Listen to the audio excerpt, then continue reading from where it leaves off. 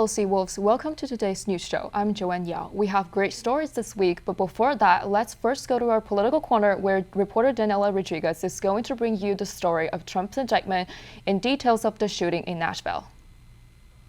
Thanks, Joanne. Former President Donald Trump has been indicted by a Manhattan grand jury, making history as the first current or former president to face criminal charges. Trump's attorney said he will be arraigned next week.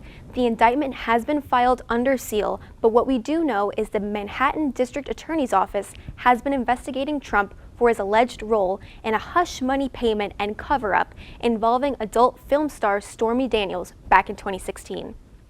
And the city of Nashville came together to mourn the 6 victims of a mass shooting at a Christian private school earlier this week. The shooter was identified by Nashville police as 28-year-old Audrey Hale. She shot and killed 3 staff members and 3 students. Police say she was a former student at the Covenant School and specifically targeted the church. Law enforcement officials also say that writings of what resembled a manifesto and a map of the school were found in her belongings. John Drake, police chief of the Nashville Metro Police Department, shared his remarks on the incident on Monday. Right now, I will refrain from saying the ages, other than to say I was literally moved to tears to see this and the kids as they were being ushered out of the building. Just minutes before the shooting, Hale sent a message to a friend where she said, quote, "I'm planning to die today." She had been seeing a doctor for an undisclosed emotional disorder. Police say she purchased several guns from different local gun stores in recent years. Tennessee does not have a red flag law, which allows police to take firearms away from people who are considered a danger to society. Nashville police shot and killed Hale at the scene. Now, 2 Republican congressmen are demanding that the Department of Justice investigate this shooting as a hate crime. Representatives Lance Gooden of Texas and Andy Ogles of Tennessee say the attack was a direct assault on American Christians. Protesters gathered at the Tennessee Capitol building in Nashville, pushing for stronger gun legislation, and their chants echoed in the hallways. How many more? 6 are dead. How many more? 6 are dead. How many more? 6 are dead. First Lady Jill Biden attended the vigil in Nashville on Wednesday, while President Joe Biden is planning his visit in the coming days. And here on Long Island, school districts are looking at preparing for the worst case scenario. Many districts are proposing armed security guards for the upcoming school year. They will be joining several other schools across the island that are implementing the highly controversial measure. Back to you at the desk. On Wednesday, March 29th, there was a protest against the new paid parking model introduced by the Stony Brook administration. The protest, which kicked off at 11:30 a.m., was held in front of the campus administration building. Here are our reporters Miles Rees and Mackenzie Post with the story. Ever since Stony Brook University's administration has proposed a new planned parking model, there's been a lot of unrest and a lot of concerns due to the new financial burden that would be added to commuters' already annoying and sometimes stressful commute to the university. Right now, I'm in front of the administration building where a protest in regards to the new model is taking place. And here's what a lot of commuters have to say in regards to this issue. The protest here at Stony Brook began at roughly 11:30, with organizers immediately taking the stage and preaching to the crowd. This is the email sent on February 10th from Mobility and Parking Services for Stony Brook.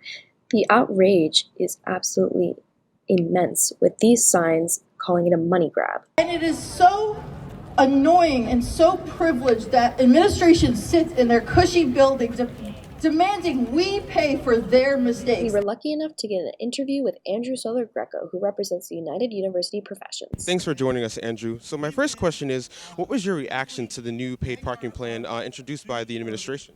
Yeah, we're really opposed to it because we weren't consulted at all in the development of it. And it's been a big problem that it was publicized before we really even had a conversation. We had a conversation, 2 hours later it was sent out. So all the unions, we walked out of that meeting. We were so appalled with the plan and the lack of consultation. And here's what the commuters had to say. The new fee is, for me, my initial reaction was beyond outrageous. I think it's a little excessive having students and faculty to pay that much money just to come to work. Think about it. Like, that's a whole paycheck going just for parking. And like, I'm pretty sure not everyone here on this campus makes as much money as other people. and especially commuters. Like, we're college students. We're already paying tuition, technology, transportation, gas to come to school. So I think that it's another payment that it's very unnecessary. It was ridiculous. Like, we already pay so much for tuition. We already have free parking. So I don't understand where all of this is kind of coming from. Other schools across New York State have free parking for their campus. Why should we charge commuters for any of that? Speaking of the unions and all the clubs that are here to represent, how are you satisfied with today's turnout? How does this excite you?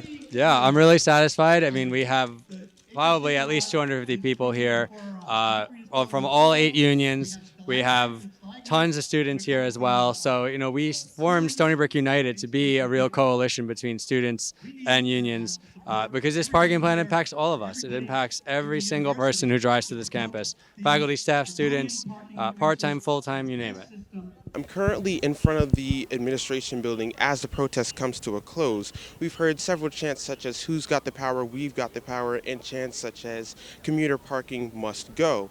Unfortunately, the event has ended early due to a slight scuffle with the attendees. There also have been several arrests with some of the event organizers, and there is another smaller protest protesting the arrests of these organizers.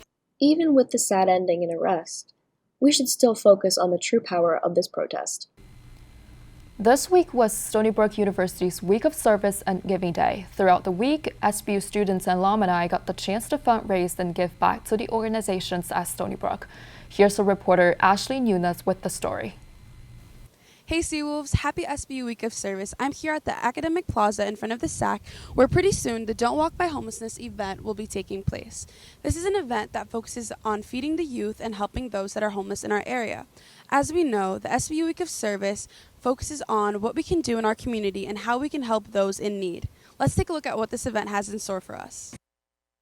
If you know someone that's homeless, or maybe you're experiencing homelessness yourself, you can call our helpline. You can Google our number when you type in Long Island Coalition for the Homeless, and then there's a prompt that will connect you to our helpline. You can state what you're going through, and then our resource team will connect you with the best resource to get you settled. Started here at the SAC, the Student Activity Center, and then we went around just a small portion of our campus, more so like our east side. We went down by the Wang Center, then up by the Student Union, past the Career Center, and came back here. Here's what one of the walk participants had to say. It made me feel good, because just we're walking, and sometimes when people don't know, they're more inclined to ask.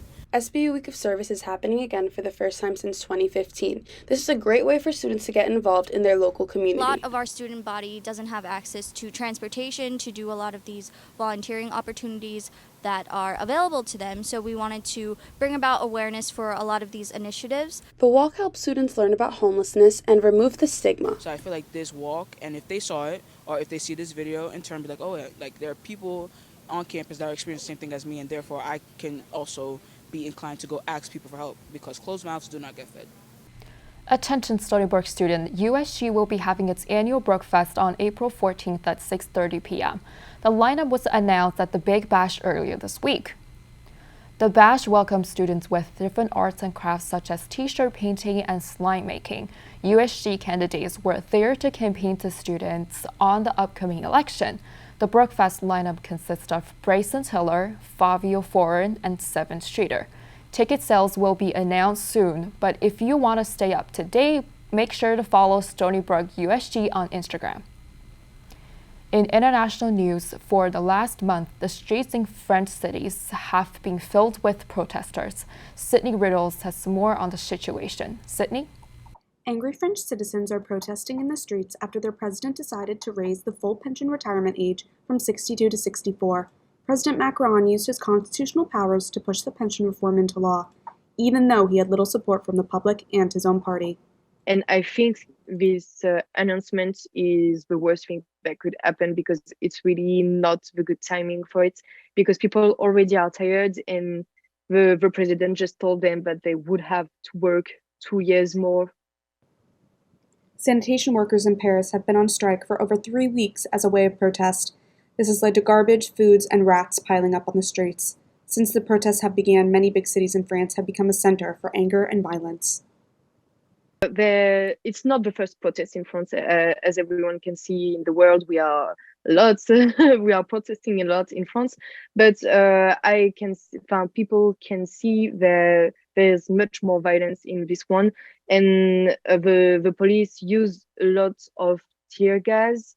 They're using grenades, like to dispatch the people when there are many of them, and even the tear gas is stronger than before, and violence now come from both sides because the police starts the violence, so the protesters are using violence too. So the police is getting with even stronger ways.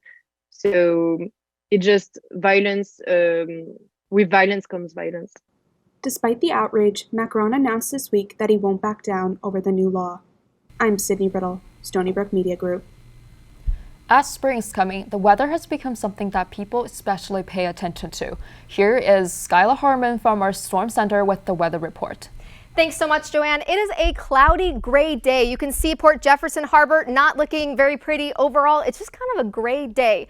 Temperature-wise, we have a high of 54 degrees with a low of 50 degrees. It's going to be cloudy all day into tonight. There is a chance of rain overnight tonight, but it's a low chance. However, you're going to have a major chance of rain waking up Saturday morning. We're talking 95% chance of precipitation, 100% chance of precipitation in some areas at 4, 5, 6 a.m. So your commute going to be wet. It's going to be a rainy day all day. Temperature-wise, high of 60 degrees with a low of 42. That rain hopefully clearing out by tomorrow night, but you're going to have to watch out for fog and the wind. We're going to have gusts of up to 25 miles per hour. Still gusty on Sunday, but nice and sunny with a high of 50 degrees and a low of 35 degrees. Back to you, Joanne. And that's all for today's show. Once again, my name's Joanne. Y'all have a great weekend, Sea Wolves.